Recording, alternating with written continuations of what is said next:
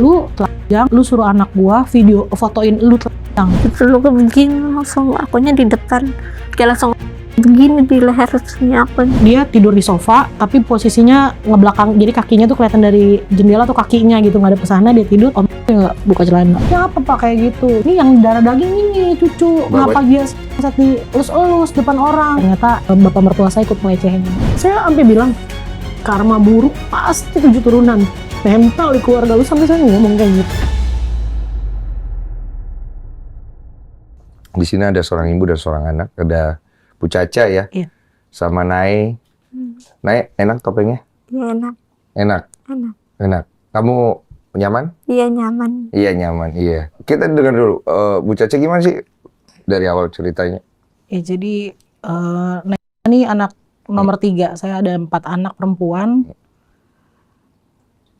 Kebetulan saya kerja gitu, jadi ini dari usia 1 tahun saya udah titip di rumah mertua selama saya kerja, nanti pulang kerja saya jemput gitu. Rumahnya lumayan agak jauh, saya di Kebayoran, mertua di Kebayoran Lama, saya di Kebayoran Baru. Dititip di sana, jadi memang dari kecil sampai sebelum kejadian itu memang ada di sana gitu, sering waktunya ngabisin di sana. Jadi artinya rumah mertua buat saya itu tempat paling aman, karena kebetulan saya juga udah nggak ada ibu di rumah, cuma sama anak-anak sama suami aja gitu. Okay. Jadi kalau mertua berarti rumahnya suami punya iya, ibu bapak ya? Iya. Suami yang ini? Iya betul.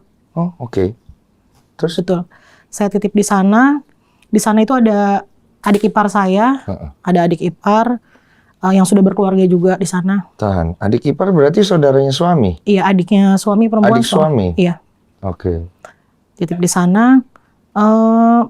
Kejadian itu setelah mulai saya curiga itu setelah COVID. Jadi setelah COVID itu kebetulan kelas 3 semester 2, kelas 3 SD semester 2, dia itu sakit di sekolah, tiba-tiba pingsan dan nggak pernah pingsan juga sebelumnya.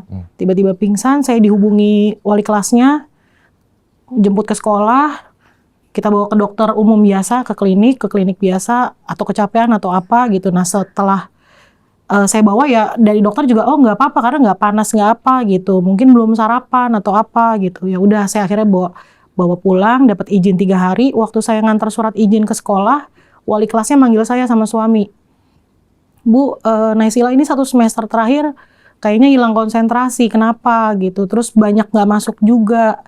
Saya bilang, iya beberapa waktu kan memang saya titip di mertua, saya kerja kadang-kadang udah nggak sempat fokus lagi dia udah berangkat sekolah atau enggak gitu, karena saya pulang subuh gitu. Sempet nggak, ya udah saya usahain nanti lebih baik lah gitu di semester berikutnya gitu. Saya masih belum kepikiran apa-apa gitu. Nah udah setelah itu ternyata abis dapat surat izin 3 hari dari klinik 24 jam itu, dia kondisi makin ngedropnya itu malah badannya panas, nggak bisa, tiba-tiba nggak bisa jalan, katanya kakinya lemes, masih bisa ngomong tapi udah lemes. Akhirnya saya bawa ke rumah sakit swasta. Karena waktu sempat ke puskesmas lama penanganannya, saya nggak sabar ngeliat dia udah pucet. Akhirnya saya bawa ke rumah sakit swasta. Ke dokter anak sama, masih dikasih vitamin, kasih paracetamol. Bu nanti kalau 1 minggu nggak ada perubahan balik lagi ke sini.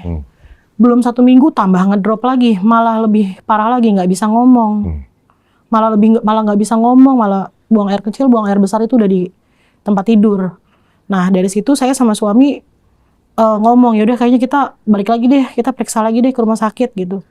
Itu nggak di cover BPJS, waktu itu kita ada pertimbangan buat berobat gitu karena lumayan harganya. Akhirnya yaudah, baru sempat sebulan kemudian obat udah habis kondisinya, saya pakai obat warung. Nggak diagnosa dokter apa?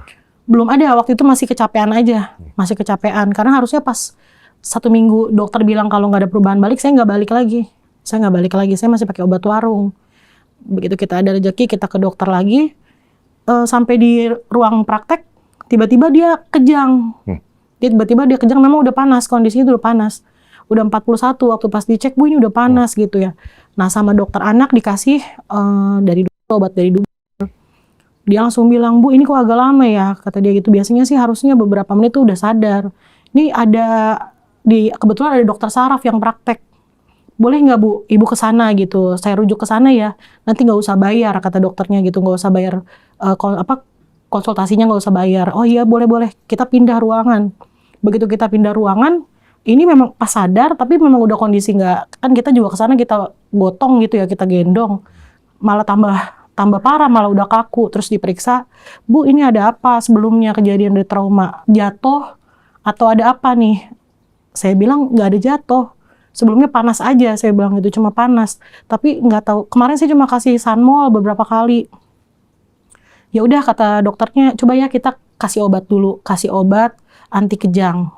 Dikasih obat ada 3 macam. Ini obatnya diminum dulu, kalau sampai 3 hari, jangan nunggu seminggu, 3 hari dia nggak ada perubahan, kesini lagi. Kita kasih nggak ada perubahan, masih nggak ada perubahan, kita balik lagi. Saya bilang, dok ini gimana ya gitu, ini masih kok tambah parah, saya bilang gitu, tambah parah. Terus dia bilang, Bu ini kita CT scan ya, tapi CT scan itu nggak di cover BPJS gitu. Terus harus hari ini juga. Saya bilang, saya langsung ngomong, saya belum ada uangnya kalau sekarang. Karena waktu itu dokter bilang EEG sama CT scan. Berapa itu CT scan total? Waktu itu 2021 sekitar 1,5-an kurang lebih. Saya nggak ada dana waktu itu. Karena disuruhnya EEG sama CT scan. Saya bilang kira-kira harus prioritas yang mana dulu gitu, yang paling urgent yang mana dok? Dia bilang EEG dulu aja. Akhirnya saya bilang nanti saya balik lagi ke sini secepatnya, ada uang. Saya periksa EEG dulu deh dok. Akhirnya seminggu saya baru, kayaknya kurang lebih sekitar seminggu saya baru ada uang, saya balik lagi periksa EEG. Saya bilang dok saya EEG dulu aja, saya bilang gitu. Terus periksa EEG, nggak ada diagnosa. Tadinya kan diduga epilepsi. Terus pas diperiksa enggak, kata dia. Bu ini harus CT scan. Saya duga ini kayaknya ada benturan, kata dia gitu. Jadi saya nggak bisa. Bicara. Iya harus diperiksa ya Bu ya, harus CT scan. Oke. Ada jatuh nggak Bu? Sekali lagi saya tanya gitu. Nggak ada. Pak nanya ke suami. Pak ada jatuh nggak? Baru pas saya tanya ke suami, jatuh nggak sih? Baru suami bilang kalau ada jatuh. Ternyata pernah jatuh. Nah jatuh itu di rumah mertua. Posisinya saya kerja. Oh nggak tahu. Nggak tahu dan nggak ada yang ngasih tahu sampai dengan saat itu, nggak ada yang ngasih tahu. Jatuhnya kena kepala. Kepala belakang. Gara-gara apa? Nah, saya tanya sama suami, kamu tahu persis nggak kejadiannya? Dia jatuh ini. Suami bilang, waktu pas jatuhnya aja saya persisnya nggak tahu. Cuma mama, ibu mertua saya bilang dia jatuh. Jadi dekat rumah mertua tuh kan pada penduduk gang. Di depan tuh ada lapangan, tapi lapangan itu bawahnya tuh batu-batu puing-puing bangunan. Jadi pas dia kebentur sempat benjol di bagian belakang sini. Tapi di bawah sini. Masih ada benjolannya? Udah nggak ada sekarang. Di bawah sini, di bawah. Nah, terus suami bilang, terus dokter langsung ngomong, harusnya kalau jatuh di sini gitu, bukan di tengkuk leher sini. Oke. Karena jatuhnya gini, jadi nggak mungkin gini. Oke. Itu kan dokter bilang nih kayaknya di sini dipegang-pegang sama dokter, saya harus periksa ini nih, harus CT scan. Nah, gitu. kenapa Kalau bisa jatuh, nah kenapa itu dia. bisa di sini? Kalaupun jatuh, kalau dokter bilang, iya Pak, tapi kalau jatuh logikanya di sini Pak. Iya karena ini kan paling menonjol kan, bukan Nggak di sini, mungkin bukan di belakang sini kan. Iya. Terus apa bisa di situ? Saya bilang, jadi gimana? Ini harus CT scan Bu, harus segera CT scan gitu. Terus saya bilang oke deh, saya usahain dulu. Saya bilang gitu, saya cari duit dulu. Sampai akhirnya ternyata malah kita berobat, belum sempat saya cari duit tuh. Sekarang kan saya bolak-balik periksa dia nih, saya berhenti kerja, suami juga nggak kerja, posisinya nggak kerja. Kita jadi makin bingung. Udah intinya kita waktu itu kesulitan dari mertua, kita berobat ke ini aja alternatif. Oke. Mertua kayaknya lebih arahnya percayanya nggak ke medis, ke alternatif lah gitu.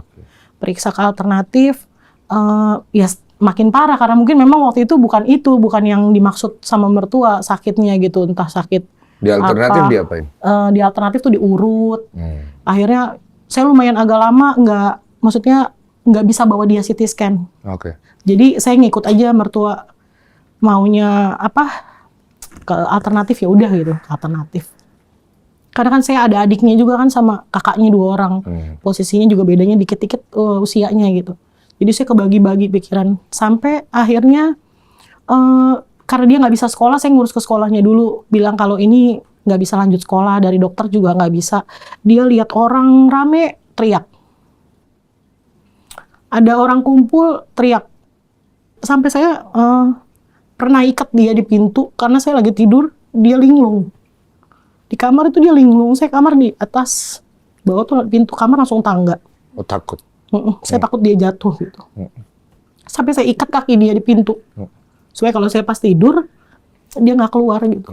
Sampai akhirnya saya balik lagi ke dokter saraf, saya bilang saya belum bisa CT scan, ini dulu ya, berobat jalan dulu, pakai obat dulu. Kayaknya kemarin obat yang dikasih sama dokter yang Tegretol, namanya Tegretol, obat anti kejang itu kayaknya lumayan ampuh buat dia gitu. Sama ada satu sirup Depaken itu yang buat apa gitu, itu lumayan lah gitu. Akhirnya dia mulai bisa, yang tadinya udah bener-bener udah kayak kayu gitu. Kita kalau naikin ke motor aja tuh harus dibengkokin kakinya dulu Keras gitu, gitu. keras. Akhirnya udah mulai bisa jalan pelan-pelan gitu. Itu pun lama. Kita kayak punya bayi lagi. Sama suami diajak jalan di lapangan buat latihan gitu. Karena kan emang bener-bener dari bayi banget gitu. Mulai bisa ngomong. Tadinya nggak bisa ngomong, nggak inget nama dia. Ngomong juga nggak bisa. Separah Makan itu. juga kita tuh, dia sampai kita bingungnya apa? Dia makan nggak bisa karena dia nggak bisa ngunyah. Oke. Dia nggak bisa ngunyah, kita harus paksa-paksa gitu kan. Akhirnya berobat jalan, terus 2022 kita mulai payah lagi gitu, agak susah lagi buat beli obat gitu. Padahal ternyata obat itu jadi ketergantungan. Saya nggak kasih obat dia 1 hari minum pagi sama malam. Kalau 1 kali saya nggak kasih, dia langsung kambuh. Kambuhnya tuh teriak, ngeliat orang jadi kayak halu gitu. Iya, permasalahannya sekarang kan penyebabnya apa nggak ketahuan. Nggak ketahuan. Kan? Nah, dokter juga masih, Bu nanti sambil kalau ini ke psikiater ya gitu. Kan ada praktek, saya cek kan harganya. Waktu itu konsultasinya aja 400.000. Cuma waktu itu saya emang bener-bener lagi nggak ada uang banget gitu. Maksudnya uang cuma buat beli obat yang rutin dia ini. Kerja apa sih? Tadinya saya di restoran. Sebulan bisa dapat berapa? Nggak sampai 3 juta. Oh, buat makan apa semua? Iya, suami nggak kerja. Suami kenapa nggak kerja? Pada saat itu jadi kita akhirnya bagi tugas. Suami yang antar jemput anak sekolah. Jadi mutusin gitu. Jadi mau lu yang kerja apa gue ini yang kerja gitu. Oh, paham. Kita bagi tugas, memang bukan dia yang nggak mau, dia mau kerja, tapi akhirnya kalau dia kerja, anak-anak nggak ada yang ngurus. Maksudnya kita lihat gajinya enakan siapa gitu. Cuman yang anak yang lain ikut kalian? Ikut. Kalau yang ini aja yang saya titip di mertua. Jadi yang 2 itu saya titip sama nenek saya. Waktu itu masih ada nenek saya, nenek di rumah. Gitu saya titip ke nenek saya. Yang ini karena memang dari bayi banget udah deketnya sama mertua. Ibu saya udah meninggal. Saya titip di mertua. Nah yang satu sama tetangga di rumah. Kenapa kamu titip-titip gitu? Suami nggak nyanggupin megang 4-4-nya di rumah. Oh, nggak ada yang bisa ngawal. Nggak ada gitu. yang bisa ngawal. Karena kalian kerja ini segala bagi tugas ya. Iya. Oke, sampai akhirnya kalian menemukan penyebabnya itu kapan? Jadi dari mulai berobat 2021 itu sampai 2024 Juli saya nggak tahu apa gitu penyebabnya dia apa. Lama itu. Sampai ketika 2024 itu dia udah bisa jalan, udah bisa, tapi memang masih dalam pengawasan. Kadang-kadang dia kalau ngelihat hal-hal yang rame-rame, bapak-bapak, cowok-cowok, dia agak-agak gimana gitu. Kenapa itu? Agak-agak takut gitu. Akhirnya 2024 bulan Agustus tanggal 5 itu saya ada pengajian mau ziarah sama suami. Saya titip pagi-pagi dari rumah jam 10, kondisi sehat. Titip ke rumah mertua. Saya bilang sama mertua saya mau pengajian, mau ada ziarah gitu. Saya titip dia sama adiknya. Kebetulan usianya beda 1,5 tahun sama adiknya. Adiknya pun udah ngerti gitu sama, lebih karena ikut ngawasin dia juga gitu. Akhirnya saya bilang, "Dek, dititip ya kakak ya, mama mau pergi sore udah pulang," gitu. Kita berangkat jam 10, setengah 12 kita masih di perjalanan, suami ditelepon sama temennya di rumah mertua, karena kan saya titip dia di rumah mertua. Ditelepon, video call sampai 2 kali, kita nggak lihat, terus kenapa nih ditelepon video call. Terus akhirnya coba telepon balik, kita telepon, temennya ngabarin kalau anak saya ini pingsan. Di rumah mertua? Di area dekat rumah mertua, 100 meter dari rumah mertua. Oke. Pingsan di jalan. Saudaranya? Adiknya kebetulan lagi nggak main sama dia nih. Nah, dia ditemuin itu pingsan sama anaknya pelaku. Anaknya pelaku. Oke. Sama anaknya pelaku pingsan. Jadi pas video call dia udah lagi diamanin di depan, jadi depan masjid ada warteg. Dia lagi diamanin di depan warteg tapi udah jongkok, posisi jongkok udah gemeteran gini. Saya langsung bilang sama suami, pulang, kita pulang. Ada yang nggak bisa nih, ada yang nggak beres. Karena saya udah tahu penyebab dia kalau takut, dia kambuh kenapa gitu. Biasanya dia ketakutan apa nih yang bikin ketakutan. Tapi kan belum saya tahu nih sebenarnya. Saya belum tahu. Cuma saya mikirnya apa dia berantem sama temennya, apa dia biasanya dia takut sama ondel-ondel, apa ngeliat ondel-ondel. Tapi belum ada pemikiran sampai. Enggak, sama sekali. Nggak ada ya? Sama sekali sedikit pun saya nggak ada kecurigaan tidak ada. Sama sekali. Sama sekali enggak gitu. Sampai akhirnya kita pulang. saya sambil perjalanan pulang itu, saya telepon semua orang yang ada di rumah mertua, termasuk bapak mertua, ibu mertua, adik ipar saya yang ada di rumah mertua. Saya telepon mau tanya kondisi ini. Nggak ada yang bisa dihubungin sama sekali. Saya telepon adiknya dia, terus dia telepon cuma nangis, cepetan pulang mah. Saya udah tambah panik. Iya, mama udah arah pulang gitu. Akhirnya kita pulang, saya ke rumah mertua, saya agak emosi ngelihat karena bapak mertua saya ada lagi ngopi, lagi ngerokok, adik ipar saya lagi tiduran. Gitu, iya, saya udah maksudnya. panik gitu. Iya. Saya udah panik, saya langsung tanya, Pak itu kenapa? Kok tadi ditelepon orang nggak ada yang bisa? Saya tanya gitu. Itu handphone santai aja. Itu handphone lagi dicas. Tapi saya udah tersinggung gitu. Ngeliat anak saya ditidurin di bawah, mertua saya ngerokok di sini sambil duduk gitu, ngerokok sambil ngopi. Anak saya di bawah. Posisi tidur. Tidur nggak salah, lagi tidur, lagi posisi tidur. Akhirnya saya bilang suami, bawa pulang, kita pulang. Kita pulang, sampai rumah itu sekitar jam 4:30, 4:30 sore, langsung tidur dia langsung tidur. Saya juga akhirnya beres-beres, sampai ketika 1:30 malam, kita tidur satu kamar berempat, sama suami sama adiknya dia. Dia tidur, saya, ini persis sebelah saya dia, sampingnya adiknya, bapaknya lagi main handphone di bawah. Terus saya bangun, habis main handphone, terus saya nyenggol pakai kirinya dia. Kesenggol sikut saya. Bukan ketekan, tapi kesenggol. Dia teriak. Padahal posisi dia udah pules. Gimana? Dia teriak, aduh, langsung gitu. Saya juga jadi kaget. Aduh mah, gitu, sakit. Iya. Kenapa kena sikut mama? Saya bilang gitu. Terus dia bilang, enggak. Terus dia diem bengong. Lah terus mama kan gak nyenggol, kamu sakit kenapa? Saya bilang gitu, kamu sakit kenapa? Terus dia langsung, aduh sakit, sambil ngeringis. Dia duduk, ngeringis gitu pegang. Karena saya pikir apa biru, apa jatuh. Coba mama lihat. Saya bukan gak kenapa-napa. Nggak ada biru. Nggak ada, sama merah pun nggak ada gitu. Terus saya bilang, kenapa?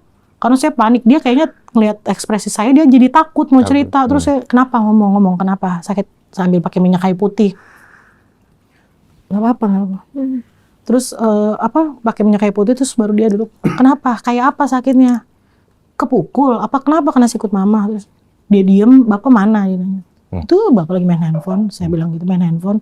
Dia sempat nanya dulu ke bapaknya. Bapaknya mana? Bapak mana gitu. Kenapa dia nanya ke bapak? Nggak tahu. Terus, ini bapak lagi main handphone. Saya bilang gitu.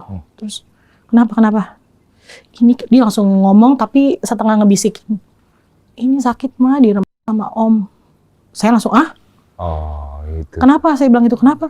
Ini direm sama om. Om siapa? Saya langsung gitu. Karena saya punya adik ipar cowok 2. Di rumah itu? Di rumah itu. Oke. Jadi saya, om siapa? Saya langsung gitu. Om siapa? Terus dia langsung. Tunggu, tahan. Adik ipar ini berarti bukan saudaranya suami ya? Yang si pelakunya? Iya. Bukan. Berarti adiknya suami perempuan. Adiknya suami perempuan nikah sama laki-laki itu, iya, gitu ya? Iya. Oke, lanjut. Iya. Terus dia bilang sama om siapa? Saya gitu. Baru dia bilang om. Saya diem dulu. Nggak lama adiknya di sebelah dia tidur, itu udah tidur, udah pules. Dia bangun langsung. Aku udah pernah bilang sama mama. Ya kan, Ma, aku udah pernah bilang sama mama. Setengah marah dia ngomong ke saya. Bilang apa dia? Terus saya bilang ini, kamu ngomong apaan emang? Mama nggak tahu kakaknya dipencet gitu. Mama nggak tahu. Aku udah pernah bilang, Ma. Ingat nggak? Coba ingetin mama. Mama lupa gitu. Tapi saya udah panik gitu. Kan aku udah pernah bilang dulu, pegang-pegang kakak. Mama kan diem aja. Kapan? Saya bilang, kapan kamu ngomong? Tapi emang nggak ingat? Nggak ingat. Nah, ternyata pas diingat-ingatin, iya saya baru ingat. Ternyata pernah. Cuma waktu itu? Waktu itu saya seingat saya cuma ngomongnya gini, Mah itu si lancang banget deh. Masa dia meluk-meluk kakak maksa banget gitu. Nangkepnya cuma bercanda. Jadi saya bilang, ya udah makanya kamu jangan bercanda sama dia. Saya cuma gitu doang. Kamu jangan main di rumah dia kalau nggak ada tante. Saya cuma bilang gitu. Tapi belum ada kecurigaan. Nggak ada sama sekali. Setelah itu akhirnya dia nangis, saya juga jadi ikutan nangis dulu terus baru cerita sama mama. Coba kamu ngomong sama mama diapain sama. Itu udah 2:30 subuh, dia cerita kalau aku dipaksa sama om, dipeluk sama om dari tangga. Jadi rumahnya 2 lantai. Dia dari kamar anaknya turun ke bawah, om ngejar dari belakang, dipeluk, dipaksa, tangannya dipegang segala macam Terus dia udah ngelawan, dia pukul si omnya itu. Dia malah tambah dibekep. Dan itu terjadi ternyata udah berulang kali. Terus saya bilang, kenapa kamu baru ngomong? Saya bilang gitu, kenapa kamu baru ngomong sama mama sekarang? Kamu udah ngomong ke siapa? Enggak, aku nggak mau ngomong, aku takut mama diomelin sama bapak. Kata dia, nanti takut mama berantem sama bapak. Ya enggak lah, saya bilang gitu. Coba kamu diapain lagi, coba ngomong. Nggak apa-apa, udah cerita sama mama gitu. Terus dia cerita lagi soal, ya aku lagi main kan, pelaku ini punya anak perempuan, usianya beda 4 tahun sama dia. Punya anak perempuan. Punya anak perempuan. Dia usianya 4 tahun, sering main sama dia juga. Sering main sama dia. Saya tanya, jadi kemarin kamu kenapa di masjid? Kamu katanya jatuh.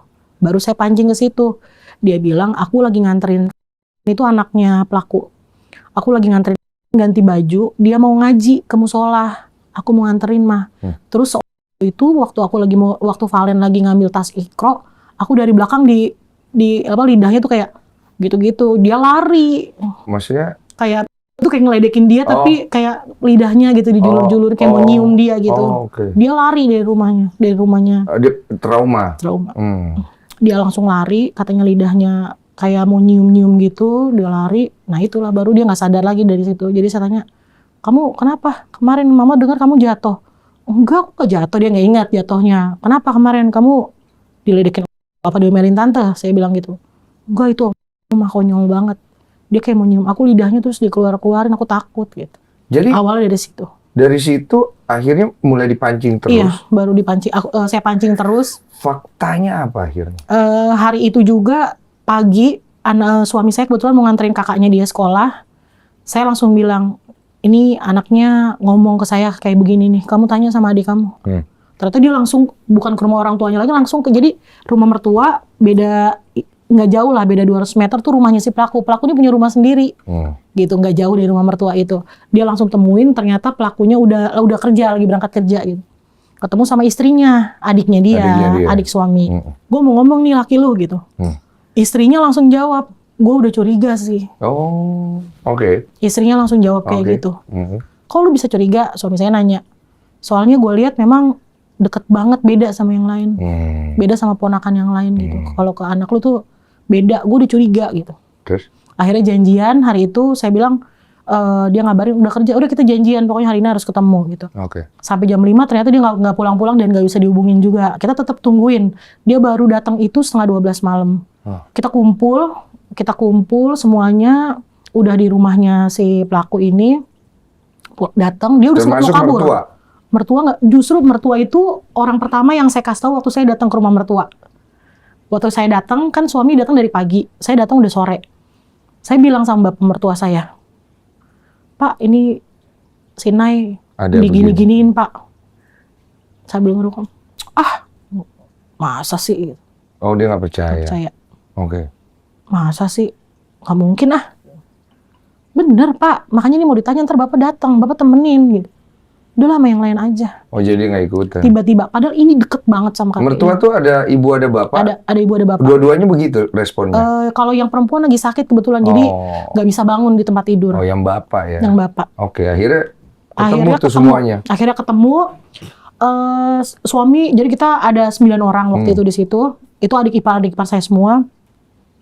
Suami yang nanya awal, ini ada gini, lu ada urusan apa sama Nay? Sama ini. Iya, langsung sama gitu. Tegang Tapi gitu.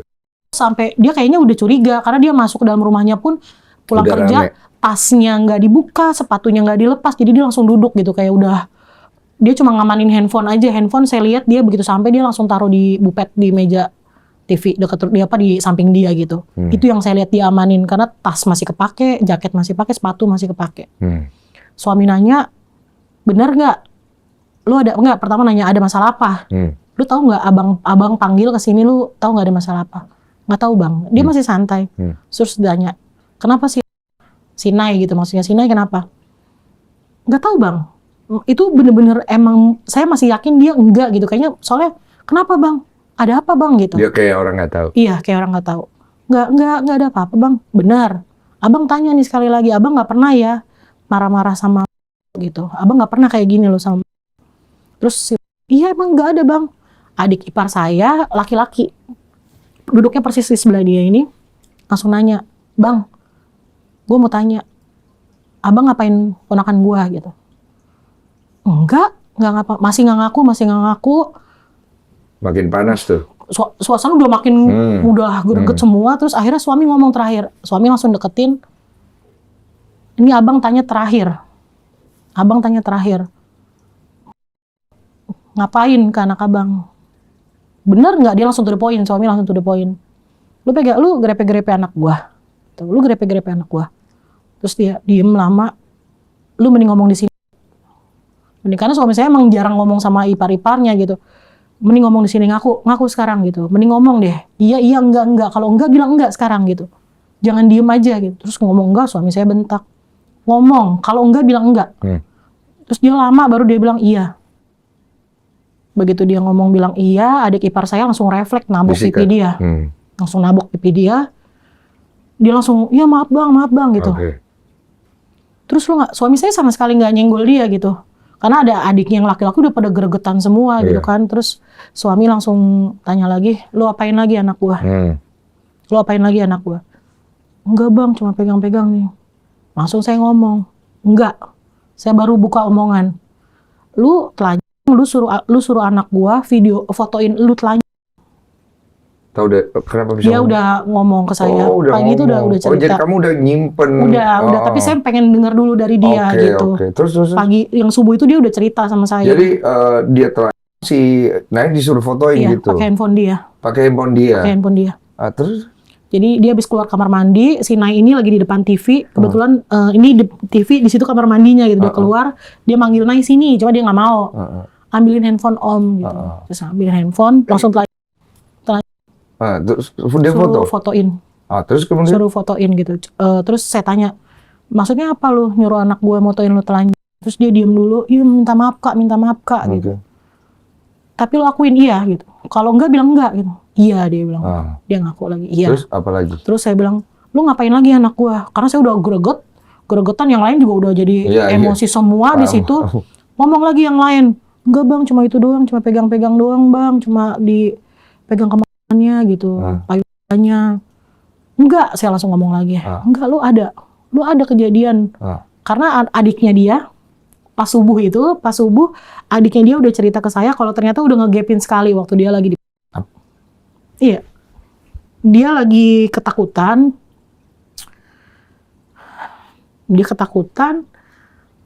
Terus di rumahnya si pelaku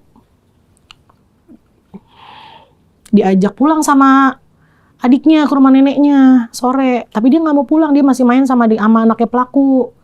Nah, pas adiknya selesai mandi, kok ini nggak balik-balik nih ke rumah mertua, nggak datang-datang ke rumah neneknya. Awalnya mereka rame-rame main di rumah pelaku gitu. Pas sore mandi, dia nggak mau ikut. Akhirnya adiknya kok kalau menurut adiknya perasaan aku kayak nggak enak, kakak udah mau maghrib nggak pulang-pulang gitu. Akhirnya aku jemput ke sana. Bawa saksi ada ponakan saya juga yang seusia sama anak bungsu saya gitu, perempuan. Begitu dijemput kok pintunya ketutup, sedangkan tante waktu itu kerja, istrinya tuh kerja gitu, lagi part time. Di rumah cuma ada anaknya sama si pelaku. Kok pintunya ketutup, terus jendelanya kebuka, dicantel. Aku langsung ngeliat begini, dia tidur di sofa tapi posisinya ngebelakang, jadi kakinya tuh kelihatan dari jendela tuh kakinya gitu, ngadep ke sana, dia tidur. Dia buka celana, pintunya ditutup. Dilihat sama adiknya. Langsung adiknya dorong pintu, teriak adiknya langsung. Gitu. Itu berulang kali atau Nah, waktu kalau pas kejadian berhubungan itu, adiknya sekali ngeliat kalau dia dari pengakuan dia yang dia inget banget satu kali. Dia ingat satu kali. Dia ingat satu kali. Cuma waktu diinterogasi ke pelakunya, dia udah lupa. Pelakunya tidak ingat? Nggak ingat, dia bilang lebih dari 3 kali. Dia bilang lebih dari 3 kali. Tapi dia persisnya dia lupa. Masa dia bisa lupa? Iya, dia kita tanya, interogasi dia lupa. Kalau sekarang kondisi Nai bisa berkomunikasi nggak nih? Bisa, cuma ya gitu agak, tapi bisa, pelan-pelan bisa. Pelan-pelan bisa? Bisa. Iya. Nai? Nggak apa-apa, ngomong aja nggak apa-apa. Kamu inget nggak berapa kali kamu diapa-apain sama om? Enggak, kalau ingatnya pas akunya lagi turun tangga. Yang kenceng aja nggak apa-apa. Pas akunya lagi turun tangga, tiba-tiba akunya langsung kayak di depan tangga itu langsung diam lah. Ada nggak pakai baju, cuman pakai anduk, ditutupin itunya, dia tutupin. Nah, itu basa-basa, akunya suruh ambil HP-nya dia di depan TV itu, aku ambil, akunya tiba-tiba akunya kayak langsung diem, gemeter gitu, tegang, akunya langsung kayak udah gak nyadar lagi. Oke. Aku langsung diem, aku langsung kayak ngikutin apa yang dia mau itu. Cuman itu doang ya kalau aku ingatnya. Yang kamu ingat hanya sebatas itu. Iya, Yang lain-lain nggak ingat. Tapi kamu bilang ke ibu kamu pernah Yang di tangga itu. di tangga itu kan Ada lagi yang di tangga yang dibuka celananya itu. ya pas akunya lagi, terus akunya langsung diem, langsung duduk di tangga itu. Duduk di tangga. coba diterjemahin. Duduk di itu. tangga. Jadi dia itu kejadian yang berbeda sama yang foto itu. Sama, jadi posisinya dia dari atas, dari kamar anaknya itu, anaknya belum turun, masih di atas. Nggak tahu tidur, nggak tahu sholat ya. Dia turun ke bawah, dari atas juga, turun ke tangga, meluk dianya nangkis, kukunya masuk di sini. Oke. Ini tuh sini ya. Dia kayak dicekek gitu. Enggak, dia kan kukunya panjang, jadi mau nusuk gini. Oh, disengaja. Sengaja. Tujuannya? Supaya dia nggak teriak. Habis itu dia Dia bilang diem, dia cuma dibilang itu diem tapi sambil gini. Terus dibuka celananya. Terus dia bilang, aku kan dibuka celananya, ini kan pakai anduk posisinya, terus dimasukin, waktu itu dia bahasanya kan pakai ke momo gitu ya, masukin ke momo aku, terus aku bilang, aduh om aku pengen pipis, kata dia gitu, aku pengen pipis, masih maksa juga tuh aku bilang gitu, terus langsung udah ini langsung naik ke atas. Aku ditinggal di tangga gitu. Tapi kamu udah visum? Udah. Apa hasil visumnya? Iya, ada robekan. Ya, saya kurang tahu, cuma waktu pas visum itu saya ikut ke dalam pertama, terus dari dokter juga udah dijelasin, waktu pas dari penjelasan dari penyidik juga udah dijelasin ada robekan. Ada robekan, berarti selaput darahnya udah robek. Udah robek ya? Terus disuruh ngapain lagi anak ini? Jadi abis itu dia cuma dibilang jangan bilang sama bapak, bilangnya bukan damam, jangan bilang bapak, nanti dibunuh gitu. Diancam ya? Jadi main psikologinya begitu ya? Kamu diancam waktu itu, Nay? Ingat? Diancam sama om. Sama enggak, ini yang di ini aja paling ya. Pas akunya lagi duduk di tangga aku, terus aku langsung berdiri, aku langsung kayak di begini gitu. Dari belakang? Ini ya ditekan. Dipeluk begini, langsung akunya di depan, kayak langsung begini di leher sini akunya. Oke, kamu berontak? Akunya begini, langsung aku gini, terus tiba-tiba di depan pintu ada adik aku sama adik sepupu aku itu adik akunya langsung diem.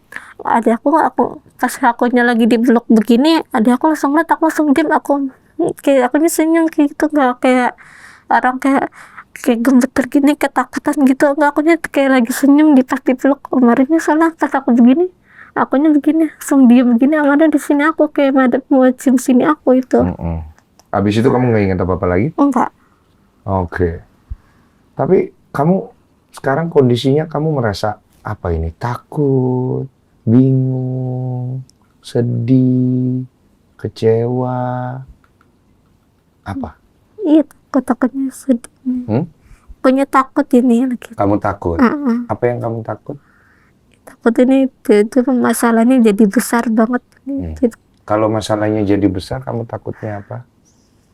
Ya, takut kayak jadi masalah lagi, bapak sama mama takut jadi berantem gitu. Kalau jadi masalah lagi, yang kamu khawatirkan siapa? Apa? Mama sama bapaknya nih tiba-tiba jadi ribut, jadi masalah besar gitu.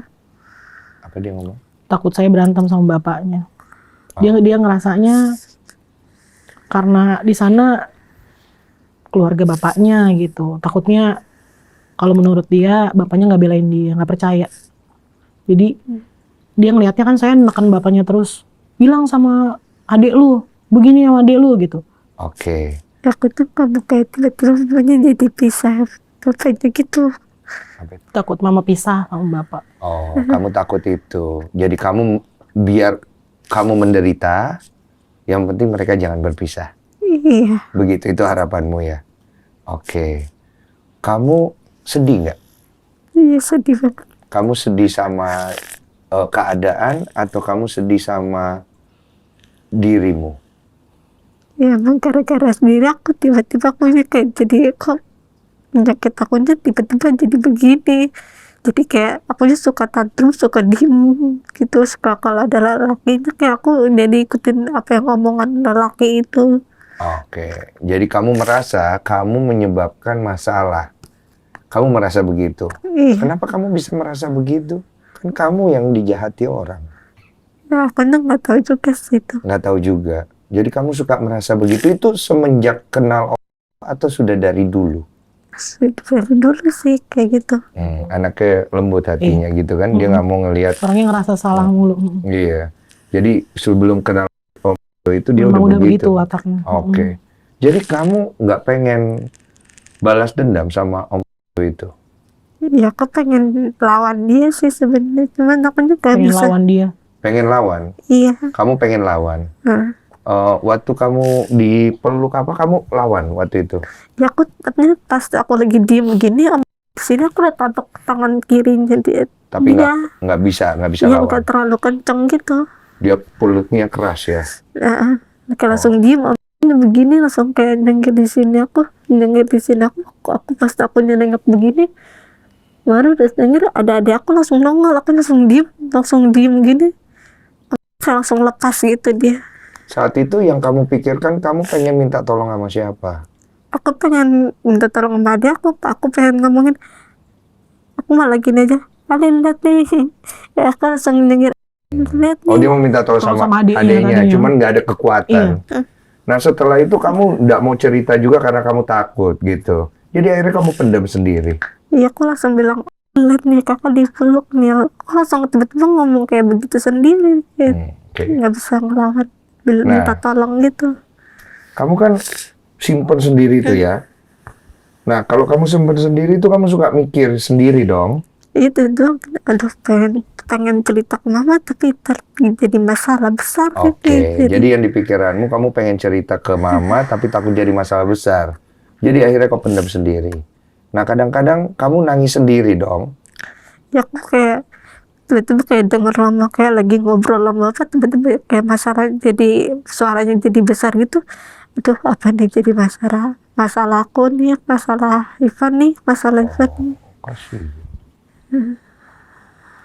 Segitunya anak ini ya. Jadi aku tuh coba untuk gali karena banyak banget case-case seperti ini. Yang mana anak-anak yang jadi korban nggak berani ngomong. Iya. Ini supaya anak-anak yang jadi korban di luar sana kalau kalian nonton, kalian jangan takut untuk ngomong. Karena kalau kalian nggak ngomong, keadaan itu akan terus-terusan begitu dan lebih banyak lagi korban di luar sana yang tidak akan berani ngomong. Mereka semua akan terkukung oleh ketakutan dan para pelaku ini menggunakan hal itu untuk meneruskan dia punya perbuatan. Karena di luar sana banyak sekali gitu. Terus akhirnya kan dilaporkan. Iya. Nah, laporannya aku dengarnya sudah berjalan cukup lama. Jadi saya awal hari yang kejadian kita interogasi si pelaku itu, dia ngaku, saya langsung bikin laporan. Awalnya saya datang itu ke Polsek Kebayoran Lama, tapi ternyata nggak ada unit PPA, akhirnya diarahin ke Polres. Saya ke Polres sampai dengan di Polres Jakarta Selatan. Sampai di Polres Jakarta Selatan, saya langsung cerita di bagian konseling, terus bisa Bu bikin laporan langsung di SPKT. Okay. Bikin laporan, terus si pelaku ini kondisinya sebenarnya dibilang parah banget. Tangan sama kaki tuh nggak disentuh sama adik ipar saya gitu. Oke, Cuma muka sebelah kiri. Dipukul atau ditempeleng waktu Dipukul. itu? Dipukul aja. Dipukul Tapi aja. nggak sampai gigi rontok Enggak. Dia sampai di ruangan penyidik itu pingsan. Saya nggak tahu dia pura-pura pingsan atau pingsan. Oh, jadi beneran. dari kejadian interogasi langsung dibawa ke polisi? Langsung dibawa. Istrinya gimana waktu itu? Istrinya waktu itu nggak ikut. Oh, oke. Tapi waktu di rumah posisi dia ngaku udah nangis. Oke. Udah nangis tapi nggak belain juga? Nggak belain juga. Nggak belain, dia cuma diem aja. Terus waktu kita bawa juga istrinya nggak ikut, dia diem aja. Dia penyidik pas SPKT itu, pas LP itu udah jadi, saya bawa ke ruangan unit PPA. Terus dia bilang, Bu, ini kondisinya nggak bisa diterusin. Loh, kenapa? Saya bilang gitu. Itu parah, Bu, soalnya dia bahasanya waktu itu pakai bahasa agak kasar binatang gitu. Dia bilang tuh parah. Parah gimana? Saya bilang gitu, parah gimana? Itu dia tuh pingsan tuh, Ibu lihat tuh. Saya tidur memang, maksudnya posisi rebahan di bangku nggak ngerti gitu. aku, parah pingsan terus kenapa ya? Dia bilang posisinya parah kan, tapi nggak kenapa-napa Pak. Dia jalan kok dari tadi, maksudnya jalan kaki, Iya, bukan pas dibopong, dibawa. bukan apa gitu kan. Terus Tapi nggak bisa, kita nggak bisa terima dalam kondisi kayak begini gitu. Kenapa Pak? Saya tanya lagi. Kenapa? Ini diobatin dulu aja, karena tadi ditanyain juga kayaknya dia nggak bisa dimintain keterangan, kata penyidiknya gitu. Terus saya bilang, terus gimana Pak? Ini aja Bu, ini saran saya. Itu posisi udah jam setengah tiga subuh. Gini aja Bu, saya saranin. Baiknya ini kekeluargaan aja dulu. Terus saya bilang, Pak, kekeluargaan gimana? Saya bilang, kekeluargaan gimana? Saya langsung bilang, saya nggak mau Pak, maksudnya kekeluargaan gimana? Gini deh, gini Bu. Saya bikin surat, ini jadi diobatin dulu aja nih, suruh keluarganya obatin dia, 3 hari balik lagi ke sini baru saya proses. Karena si monyet nggak bisa dimintain keterangan. Tapi ini Pak, dia udah ngaku Pak tadi. Nah, salahnya saya waktu pas posisi ngaku itu nggak ada video. Terus saya bilang, lah ini fungsinya LP ini apa Pak? Saya udah bikin laporan ini Pak. Saya bilang, ini bukti surat penerimaan laporannya saya udah pegang. Jadi intinya si polisi, penyidik, ini masih polisi ya, belum penyidik ya? Belum, masih polisi. Dia, apa intinya itu? Minta dicabut laporannya detik itu juga. Dia minta saya untuk selesaiin kekeluargaan aja. Padahal dia yang nyuruh saya. Waktu pas nyampe di unit PPA, ibu ke bawah bikin LP, bikin laporan di bawah. Kalau dia bilang saya nggak bisa nerima kondisi si pelakunya udah bonyok begitu. Terus suami kan langsung bilang, itu belum seberapa. Kalau saya bawa ke sini karena udah nggak kondusif situasi di sana. Bonyok tuh maksudnya bonyok gimana sih? Kan cuma 1 kali pukulan kan? 2 kali. Jadi ya dia pipis sebelah kiri memar, sebelah kiri aja. Bengkak. Parah. Enggak juga sih. Enggak juga. Tapi dia masih bisa jalan biasa. Pas dipukul dia masih bisa jalan. Masih bisa jalan, masih bisa ngomong. Masih bisa ngomong, dia sempat minum dulu sebelum keluar dari rumahnya. Baik-baik aja. Tiba-tiba sampai kantor polisi. Dia dari mulai pas, kan dia jalan dari lantai 1 ke lantai 3 tuh kan saya lihat jalan biasa gitu. Pas saya bikin laporan, saya naik lagi ke atas, dia udah tidur. Saya bingung juga, dibilang kalau saya nggak percaya. Waktu itu saya nggak percaya, cuma polisi bilang, Bu, itu nggak bisa kan, saya orak-orak gitu. Bangun lo, saya gitu. Bu, nggak boleh kayak gitu, Bu. Kata dia, enggak, saya yakin dia bohong nih, Pak. Saya bilang gitu. Terus akhirnya bagaimana? Akhirnya saya duduk sama suami, sama penyidik, terus dia bilang, Bu, oke deh, panggil korban. Saya bilang, oke Pak, saya jemput dulu. Saya jemput, karena deket rumah Polres. Saya jemput jam 3 nyampe, ayo Pak, kita udah, Ibu tunggu di lobi ya, gitu. Ibu tunggu di lobi, ya udah saya tunggu di bawah. Kok lama nggak naik-naik, nggak turun-turun, sampai sekitar 3:30 lewat. Ya udah, akhirnya saya bilang suami, coba samperin penyidik kok nggak turun-turun, gitu. Ini kesian dia loh saya gitu kan. Turun, kita ngobrol di depan ruangan konseling, dia langsung bilang, Bu, Pak, nih saya sekedar arahan. Itu kan kondisinya dia bonyok. Ini ibu sama bapak bisa dilaporkan penganiayaan. Ini serius loh Bu. Ini dia langsung bikin juga keluarganya. Tadi justru saya nih nolongin ibu. Maksudnya langsung bikin apa nih maksudnya? Jadi keluarganya si pelaku itu mau bikin laporan karena bonyok gitu. Penganiayaan. Dia kan ada adiknya datang. Terus nggak lama belain.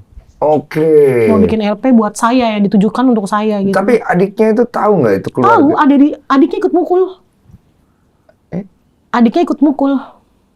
Ini jadi membingungkan. Iya, adiknya waktu pas posisi kita di rumahnya pelaku, waktu saya minta semua keluarga datang, adiknya itu sama suami diminta hadir ke sini. Adiknya ikut mukul saudaranya? Ikut nonjok. Terus dari keluarganya dia? Ada satu yang dituakan datang nih. Datang ada satu orang yang dituakan omnya. Nggak terima. Kenapa? Kan nggak kayak anak lo. Jadi kalau anaknya dipegang gitu, kita bisa ngomong baik-baik gitu maksudnya. Tuhanku. Lanjut. Iya, Mama. Dia ngomong begitu, suami kepancing, hampir mau mukul justru. Enggak, cuma saya bilang ntar dulu. Ini lagi nggak enak banget. Maksudnya suami juga emang dia udah dari rumah tuh udah nggak usah kantor polisi. Gitu. Udah, saya yang nahan. Terus akhirnya endingnya apa tuh? Dia masih minta kita untuk, ini serius Pak, ini dia bisa bikin laporan, dia visum sekarang. Iya benar, itu dia langsung ngomong gitu. Terus? Saya takut, karena saya emang benar-benar nggak ngerti gitu. Saya bilang, ke suami gimana nih gitu, ini kondisi ini juga udah nangis dibawa gitu ke situ. Terus ada tantenya juga kan, maksudnya istrinya pelaku, tantenya itu justru melotot-melototin dia nangis di sana nih. Tantenya istrinya pelaku datang ke situ, terus ngelihat kita lagi pada mau berangkat visum di depan ruang konseling di lantai 1-nya Polres, melototin dia. Saya juga nggak tahu. Tantenya istrinya pelaku kan tiba-tiba datang dia. Istrinya pelaku, kan saudaranya dong? Iya, adiknya kandung. Loh, kok malah jadi? Iya. Gimana ceritanya? Malah jadi ya saya juga bingung dibilang belain pada saat itu saya belum bisa nilai dia belain atau enggak gitu. Cuma Nggak jelas gitu. belum jelas. Tapi yang pasti waktu pas dia ketemu sama ini malah justru melototin ini. Ini kan ketakutan. Kenapa Terus dipelototin? saya bilang, udah jangan diliatin tante. Udah sini kamu sama mama aja gitu. Terus Jangan tantenya diliatin. bilang apa? Enggak, tantenya udah ini kan dia sedekap begini aja di depan ruang, udah enggak negor saya, enggak negor Nggak ada abangnya. niat baiknya nggak kelihatan ada sama gitu. sekali, enggak sama sekali negor. Ini kan Ponakannya. ponakannya. Enggak negor. Maksudnya nggak ada empatinya gitu. Enggak sama sekali. Jadi menganggap anak ini berbohong Bohong. begitu. Mm-mm. Ada dugaan ke situ. Iya. Aneh ini aneh. Terus kemudian Akhirnya dibilang kayak gitu, terus saya bilang, Pak, masa iya saya harus cabut? Saya bilang gitu, kita berangkat visum aja. Visum dulu deh Pak. Kalau udah visum nanti tinggal saya pertimbangin, saya bilang. Oke. Yang penting saya intinya mau visum karena saya udah yakin gitu. Itu benar Visum itu. dulu. Harus visum langsung. Langsung penyidik kayak bilang, Bu, visumnya besok aja deh. Kenapa? Dengan entengnya dia sambil ngerokok, besok aja. Pak, ini udah saya jemput subuh-subuh loh Pak. Saya bilang gitu, Mas besok. Besok pagi deh Bu. Besok pagi, kata dia gitu. Saya sih waktu pas ngeliat dia emang kebetulan piket dia tuh. Oke. Terus besok aja Bu visumnya, nanti ada petugas yang lain gitu. Oke. Oh Ada maunya petugas yang lain. oke. Iya, ada petugas lain. Terus, Akhirnya oh gitu ya Pak. Ya udah deh, nih akhirnya dianterin pulang. Saya bilang, ya udah Pak, kalau gitu berarti besok pagi aja saya balik lagi ke sini. Terus itu berarti di sini kan Pak si pelaku? Saya bilang itu di sini kan? Enggak, dia udah boleh pulang dulu. Besok kalau udah pemeriksaan. Ah, maksudnya gimana? Saya langsung gitu. Kok boleh pulang dulu Pak? Kan harus ada pemeriksaan dulu Bu. Nanti ada panggilan dulu. Nanti kata dia gitu. Terus saya bilang, kok gitu Pak? Saya bilang nanti dia kabur dong. Saya bilang gitu. Oke. Terus makanya Bu, nih Pak, Bang, dia manggil suami saya Abang. Makanya Bang, ini dicabut aja dulu, diselesain kekeluargaan, bikin surat perjanjian, pakai jaminan. Jaminan apa Bang? Jaminan orang. Kalau dia ngulangin lagi, atau nanti kalau misalkan 3 hari dia udah mendingan nih, diperiksa terus dia nggak datang, tinggal jaminannya saya comot. Saya udah bingung. Dia bilang saya mau dilaporin gitu, dan itu omnya udah mau bikin BAP gitu kan. Saya udah takut, saya antara takut, bingung pada saat itu. Tapi dia laporin nggak? Enggak. Oh. Nah akhirnya saya udah kebingungan, saya Sayang cabut ya. langsung laporannya. Kamu cabut? Iya, pagi subuh itu saya cabut. Kamu cabut laporannya? Aduh. Begitu saya cabut, saya pulang. Saya udah sama keluarga, udah nangis, suami udah marah. Udah nggak usah suami tuh urusan gua nanti gitu. Nanti gua urus. Udah lu nggak usah terusin di sini, nggak apa-apa, udah cabut. Nanti biar gue yang urus. Tapi kan saya nahan suami supaya nggak gimana-gimana ke dia gitu. Pas kita masih pada bahas di seberang Polres tuh ada warung rokok, kita lagi pada duduk di situ, nggak ada setengah jam pelaku turun sama omnya sama adiknya, jalan sambil ngerokok sambil minum Fanta. Kayak nggak ada apa-apa. Saya Dilepas. marah. Itu bisa jalan setengah jam kita turun, dia jalan ngerokok sambil minum Fanta. Saya bilang, nggak benar nih, kita naik lagi ke atas. Saya sama suami, Bang itu nggak kenapa-napa loh orangnya, saya bilang gitu. Sama polisi yang tadi? Sama polisi yang tadi. Oke. Lanjut. Itu orangnya santai kok minum Fanta. Padahal lagi bonyok tuh mukanya. Apalagi nggak kenapa-napa kok, saya bilang gitu. Ya kan menurut ibu. Dia langsung kayak sewot gitu penyidiknya ke saya. Oh, bukan penyidik, polisi. Polisinya, Masih polisi kan? iya. Kan menurut ibu, kata dia gitu. Ya udah Bu. Langsung tiba-tiba dia berubah ngomongnya gini. Kan udah ibu cabut. Loh, kan nanti bisa dipanggil lagi, saya bilang gitu. Kan saya emang nggak ngerti gitu ya Bang Den. Saya nggak ngerti. Kok tadi nggak begitu gitu. Kan nanti 3 hari lagi dia bisa dong Bang diurus lagi gitu. Terus polisinya langsung bilang, tadi kan saya udah tanya ke ibu. Ini ibu udah cabut. Wah nggak beres lo Bang. Saya langsung gitu, nggak beres lo Bang. Saya ngedumel. Gini Bu, saya saranin gini. Saya kan nggak intervensi ibu untuk cabut. Saya kan cuma kasih arahan ke ibu, kasih masukan, saya nggak paksa, kata dia gitu. Ibu salah, kata dia. Iya, bahasanya begitu. Iya, padahal tadi kan menurut saya agak sedikit ya karena nakutin saya itu. Nah akhirnya saya bilang, yaudah Bang, kalau gitu gue bikin lagi deh LP-nya. Ya nggak bisa. Loh, kok nggak bisa Bang? Saya bilang nggak bisa, di sini kalau ibu udah lapor sekali, cabut, udah nggak bisa bikin laporan lagi di sini. Saya diem dulu. Beneran Bang, nggak bisa Bang? Nggak bisa. Ibu bikin di polsek laporan sekali, ibu cabut udah selesai. Kan nggak ada paksaan ibu cabut. Berarti gue harus lapor kemana? Ya nggak tahu, tapi nggak bisa.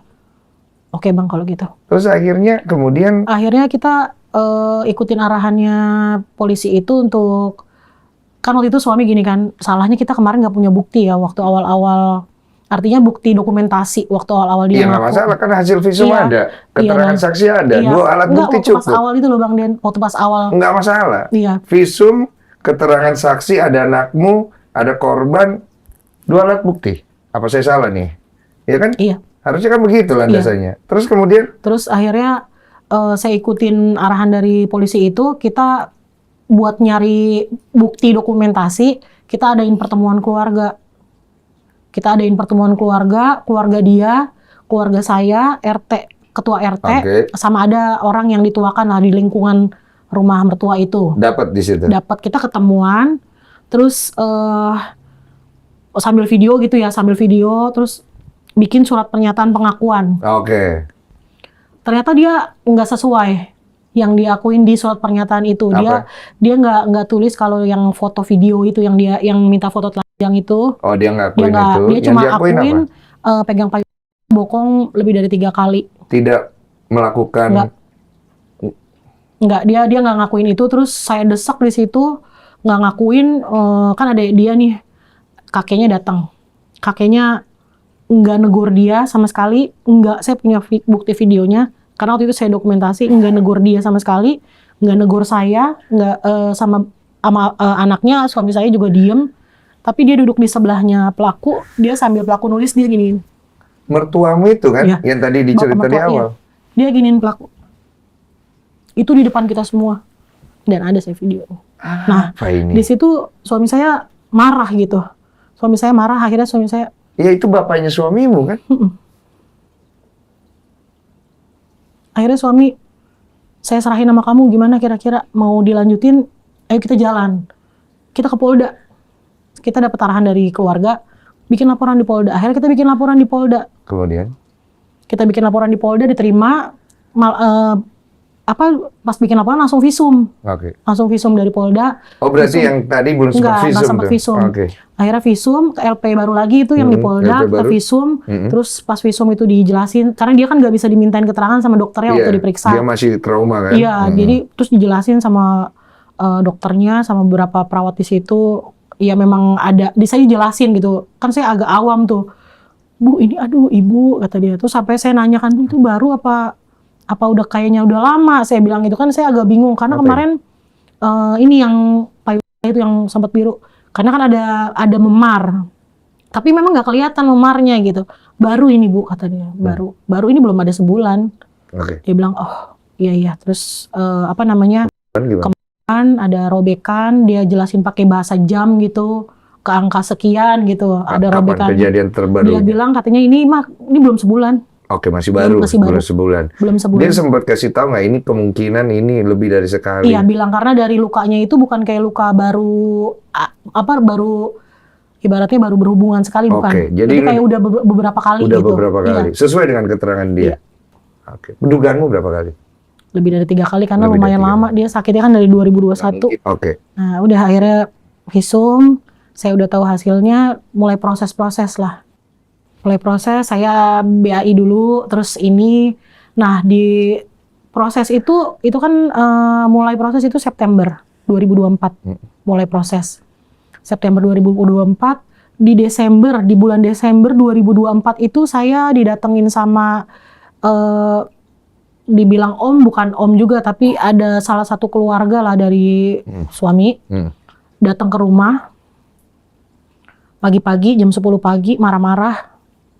Dia mengintervensi bahwa kok bisa-bisanya lu nuduh kalau itu melakukan pencabulan ke anak lu gitu. Kan kasih aja keterangan Iya, anak saya itu bilang, sama ini visum. Ini udah diurus di kepolisian. Kalau mau nanya A sampai Z ke kepolisian aja. Kalau nggak mau, ayo gue anterin. Wah, dia nggak ngerti, dia teriak-teriak di rumah. Teriak sampai ini dari Pondok Pinang nih, bilang sama Arif. Suami saya namanya Arif. Bilang sama Arif. Saya juga dengar, akhirnya kita turun. Kenapa? Saya bilang, kenapa? Ada apa, Cing? Saya manggilnya Encing. Terus dia bilang, enggak nih, gue dapat laporan nih dari bapak lu nih. Ngomongnya gitu. Dia diutus sama bapak mertua saya buat datang. Gue dapat laporan nih dari bapak lu. Lu maksudnya apa nih? Kok lu sama orang tua begitu sikapnya? Ngomong ke suami saya. Ngomong ke suami saya gitu. Lu sikapnya kayak gitu gimana? Kata suami saya, gitu gimana? Iya, lu nggak boleh gitu lah. Masa masalah kayak gini? Masalah kayak gini aja kok Jadi lu ribut sama adik, ribut sama orang tua. Suami saya udah mau naik darah. Encing sebelum datang ke sini udah tahu belum masalahnya apa gitu. Ya tahu, tapi kan itu buktinya apa kalau emang benar kayak begitu? Ya tambah ngamuk lagi suami saya. Mau ngusir tadinya tuh, udah mau ngusir terus tapi kita dengerin dulu. Tapi kan nggak ada buktinya, itu kan baru dugaan kata dia gitu. Belum ada buktinya. Saya waktu itu nggak tahu kenapa tiba-tiba emang lagi kurang enak badan. Suara saya tuh rada serak gitu, rada serak. Jadi saya minta translate suami buat ngomong. Jelasin lagi, udah visum. Gitu kan. Udah visum, sekarang udah diserahin ke kepolisian. Tanya aja ke kepolisian, datang ke sana. Datang ke kepolisian, ke penyidik aja langsung gitu kan. Ya, tapi gini, urusan itu ya urusan itu. Tapi urusan lu sama orang tua nggak boleh lu kayak gitu, kurang ajar. Orang tua nggak lu tegur, orang tua lu bentak-bentak. Nggak boleh kayak gitu. Emang ada bentak-bentak orang tua? Iya, jadi waktu pas mediasi yang bikin surat itu. Yang dia gini-gini? Iya, suami saya marah. Bilang ke bapaknya? Bapaknya, maksudnya apa Pak kayak gitu? Cuma bilang kayak gitu. Ini yang darah daging ini, cucu. Ngapa dia sih di elus-elus depan orang? Bapaknya bilang apa? Bapaknya diem aja. Bapaknya diem aja. Nggak ngomong apa-apa. Bahkan waktu pas mau pulang pun. Padahal itu menantu. Menantu, sama-sama menantu sama saya. Terus berarti dia tidak percaya keterangan Nay? Iya. Oh, Om nggak percaya keterangan Nay, Om. Om nonton deh ini. Astagfirullahaladzim. Udah ada visum kan? Udah ada saksi. Oke. Lanjut. Nah di situ datang marah-marah, kita masih nggak terima. Terus akhirnya dia bilang enggak. Pokoknya masalah urusan Encing tutup mata, udah terserah kalau memang udah kepolisian. Encing cuma nggak mau, kita kan darah Betawi nih. Kita namanya kekeluargaan, orang tua ada harus ada gitu. Saya masih ya oke lah gitu. Ya udah nanti kalau memang lu ada salah-salah ngomong sama bapak lu minta maaf deh. Saya ngomong ke suami. Pokoknya Encing mau nih ya, lu jangan begitu sikapnya ke bapak lu. Apalagi ke adik lu. Ini udah masalah hukum ya hukum, tapi masalah lu sama orang keluarga nggak boleh kayak gitu. Gitu Cok, jadi dia kayak seolah-olah nyudutin saya ngomporin suami gitu. Intinya yang dia mau adalah laporannya dicabut kan? Sebenarnya begitu, arahnya begitu. Tapi akhirnya dia pulang aja udah gitu? Dia pulang, terus dia bilang pokoknya Encing nggak mau tahu hari ini Arif harus minta maaf sama bapak. Terus saya bilang oke kalau gitu nanti kita datang, Encing duluan aja. Nanti kita nyusul. Ya minta maaf aja. Iya, akhirnya kita datang. Iya itu kan kita datang malamnya. Kita malamnya datang. Udah berasa asing karena di sana tuh tiba-tiba kayak ada skenario kita mau duduk, ada Encingnya satu lagi lewat tanpa nyapa kita, terus gak lama lagi ada omnya lagi lewat. Ceritanya terus adiknya kok kayak ini ada apa? Saya ngomong sama suami, gue asing banget, gue duduk di luar aja deh. Nah akhirnya kita disuruh masuk, kayaknya dia ini satu ke sini gitu. Tiba-tiba kita disuruh masuk, padahal di rumah suami malah masuk ke dalam gitu. Kita masuk ke dalam, tapi saya udah siap-siapin handphone buat rekam gitu. Begitu direkam, kita duduk. Nih gimana Rip? Langsung ditanya sama Encingnya lagi. Suami ke bapaknya ya biasa salim gitu, nggak ada gimana-gimana kan. Kita baru duduk, datang satu polisi. Datang satu polisi, terus Bapak siapa? Langsung saya yang tanya. Bapak siapa? Bapak kepentingannya apa ya? Ini maksudnya kita mau bahas apa ya? Ini kan urusan keluarga inti. Encing juga sebenarnya bukan keluarga inti di sini. Encing cukup tahu kita udah datang berdua, saya bilang gitu. Karena ibu mertua saya kan sakit tidur, dia udah nangis-nangis gitu. Saya bilang ini urusan keluarga inti kita. Jadi nggak ada salahnya dong kalau saya minta keluar. Enggak gini. Jadi Encing juga disuruh sama bapak. Nah datang lagi adiknya mertua, laki-laki. Encing, saya manggil Encing juga. Jadi di situ ada total 5 orang Encing tuh sama bapak mertua, sama polisi. Terus saya tanya bapak kepentingannya apa ya? Saya bilang gitu. Terus dia bilang saya diminta hadir ke sini, diundang sama namanya Cing Maman. Saya diundang sama Cing Maman ini ke sini, katanya ada masalah. Nah masalahnya ini katanya sih masalahnya masih simpang siur. Kok bapak bisa bilang simpang siur? Bapak udah dikasih lihat buktinya belum? Saya bilang gitu. Saya bawa berkas LP itu. Ini Pak, bapak baca dulu sebelum bapak terusin omongan. Dia baca. Terus dia langsung gini, oh ini ada LP-nya loh, katanya nggak ada LP-nya, katanya LP-nya dicabut, kata dia gitu. Keterangannya beda-beda ya? Iya, dia ngertinya tuh saya nggak bikin LP lagi di Polda, dia ngertinya yang di Polres sudah dicabut gitu. Nah akhirnya, kalau gini gue nggak bisa ikut campur nih, kata dia, ini aja deh keluarga, yang penting ini baik-baik aja ya, jangan ribut-ribut gitu. Akhirnya pas kita polisi itu pulang, terus bener dia pulang tuh? Bener-bener pulang. Bener dia pulang? Keluar, iya dia keluar langsung keluar, terus Encing ini sama mertua saya langsung bahas soal masalah ribut-ribut yang kemarin ketemuan itu. Terus suami saya ngutarain kalau dia kecewa karena kenapa Bapak harus bersikap begitu di depan keluarga istri saya malu. Apalagi Bapak sampai nggak negor cucu gitu di situ. Padahal kan ini dari merah aja juga udah seringnya di ini situ. cucunya. Iya, kok nggak Bapak nggak punya hati. Mertua saya cuma jawab, ya Bapak kan nggak enak, di situ ada ibunya Mario, ibunya pelaku. Di situ ada bapak saya. Terus padahal. kenapa kalau ada ibunya Mario? Iya, padahal di situ ada bapak saya juga nggak ditegur. Intinya kenapa tuh bapak mertuanya? Panjang nih ceritanya Bang. Iya, dipendekin aja kita biar Sampai langsung nangkep poinnya. Iya. akhirnya intervensi banyak Bang. Hah. Saya banyak diintimidasi, banyak banget. Selama Akhirnya, berbulan-bulan itu kan? Dia pakai jasa kuasa hukum si Oke. pelaku. Saya enggak. Somasi, diteror, didatengin. Ini diteror. lewat WhatsApp. Intinya, dia diteror? Diteror. Apa tuh? Jadi saya taunya dia diteror itu cuma kamu masih kecil, saya ada buktinya juga. Dia punya HP? Dia punya HP dan nomor dia itu sebenarnya yang tahu cuma keluarga. Karena waktu itu nomor buat iseng-iseng dia buka YouTube Di apa segala. message? Iya. Isinya? Terus nomor itu kan saya nggak nge-save. Saya cek di get kontak. Apa Begitu di get kontak ternyata nomor adik ipar saya, perempuan. Adik ipar saya yang perempuan. Yang mana? Jadi adik ipar saya perempuan ada 2, yang laki-laki ada 2. Adik ipar berarti? Adiknya suami. Kenapa jadi neror dia? Ini gimana sih sebenarnya? Gitu. Padahal saya nggak ada masalah sama keluarga suami tuh, nggak ada masalah sama sekali. Selama ini bisa dibilang saya 60% yang nopang ekonominya mertua. Ini kalau dari pihak yang diomongin ini dari keluarganya mau datang boleh nih. Saya penasaran kenapa kalian begitu kan? Iya. Gitu ya? Iya. Boleh loh, boleh banget. Oke. Jadi intinya laporan yang di Polda itu jalan. Di Polda dilimpahkan ke Polres. Oke. Dipegang lagi sama polisi yang waktu awal itu. Polres Jaksel. Polres Jaksel. Balik lagi ke situ. Ke penyidiknya, ke polisi yang waktu itu. Yang bikin pertama. SPKT itu. Iya. Terus udah masuk ke penyidik. Dia langsung telepon saya, loh, lu bikin LP di Polda ya gitu. Iya bang, kan lu bilang nggak bisa bikin di lu. Oh iya nih, gue yang pegang lagi, gue yang tanganin kata dia gitu. Oh iya bagus tuh bang kalau gitu. Tadi kita ada obrolan di situ. Katanya ada telepon dari polisi. Oh barusan, iya terus akhirnya diproses bang, diproses terus dari masa proses itu kan ada ini pendampingan dari PPA Pulau ada Gadung. ya? Ya, baru dari situ ketahuan lagi kalau ternyata bapak mertua saya ikut ngelecehin ini. Ada itu saya kaget, terus saya langsung Bapaknya tahu. Bapak Saya kasih tahu ke suami marah sama bapaknya. Iya, tapi astagfirullahaladzim. Tapi di sana ternyata keluarga besar mertua bela bapak mertua saya. Sampai Dilecehinnya tapi di posisinya dipegang-pegang, jadi sudah sampai dipegang-pegang. Baik sama bokongnya. Oke.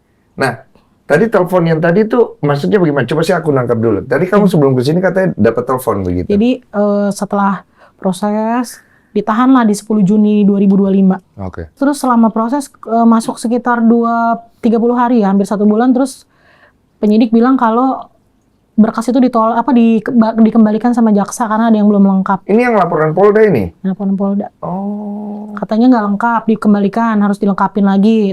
Akhirnya kita BAP tambahan. Oke. BAP tambahan, terus dikirim lagi, pokoknya sampai 3 kali dikembalikan sama jaksa. Tapi saya nggak dijelasin detail apa kekurangan. Tapi udah tersangka itu? Udah ditahan. Oke, tapi tidak bisa P21? Nggak bisa P21. Karena ada kekurangan dari jaksa yang menurut dia, apa aja itu kekurangannya? Itu yang saya sama sekali saya nggak dikasih tahu.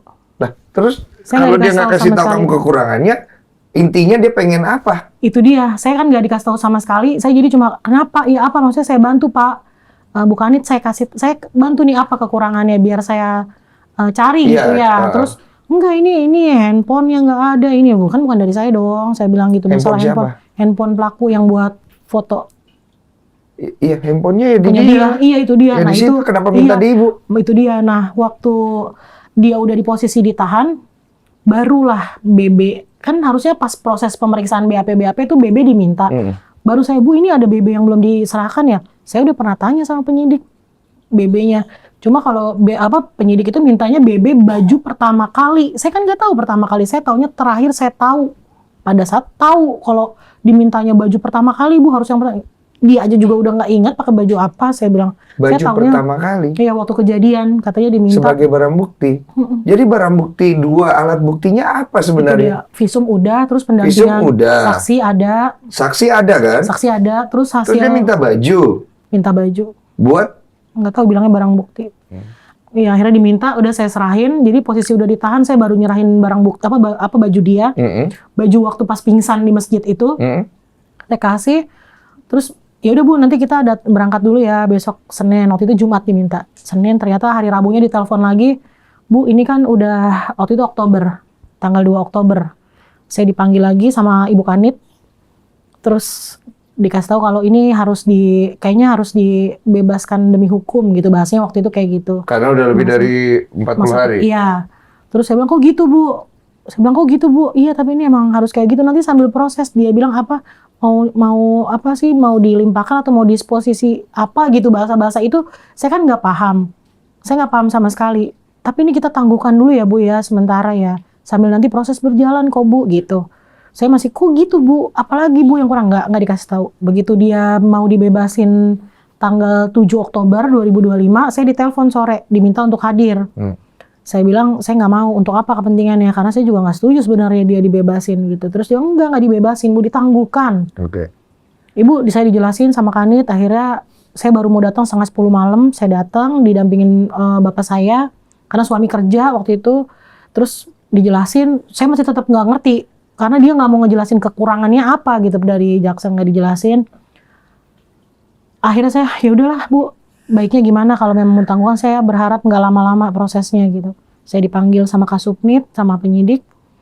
Dia bilang, Bu, ini kalau bisa diselesaikan ke keluarga aja. Iya. Akhirnya saya langsung disodorin surat yang memang ternyata udah disiapin untuk ada surat permohonan pencabutan laporan. Nanti gini aja Bu, penyidik yang nyaranin sama Kasubnit. Penyidik mana nih? Polres. Jaksel. Terus kemudian lanjut? Akhirnya saya disodorin surat permohonan pencabutan laporan. Saya masih nggak mau. Akhirnya itu kan tanggal 7 Oktober. Saya masih tunda sampai saya diteleponin terus sama penyidik. Diteleponin, Bu ini gimana kejelasan? Saya bilang lanjutin aja dulu Pak. Nah, akhirnya di tanggal 19 Oktober itu, saya ditelepon lagi, terus saya diskusi sama suami, gimana nih, kita udah, ibaratnya saya memang, kan si pelapor nih, itu pakai kuasa hukum ya, lumayan agak, ngomongnya juga bikin saya agak ngedon juga sedikit gitu. Omongan apa? Iya, maksudnya kayak, mau dilapor balik? Tentang penganiayaan itu, penganiayaan. Ya, akhirnya disodorin itu tanggal 19, tanggal 20 Oktober, saya tanya dulu. Saya bilang, emang udah benar-benar nggak bisa diproses lagi Pak?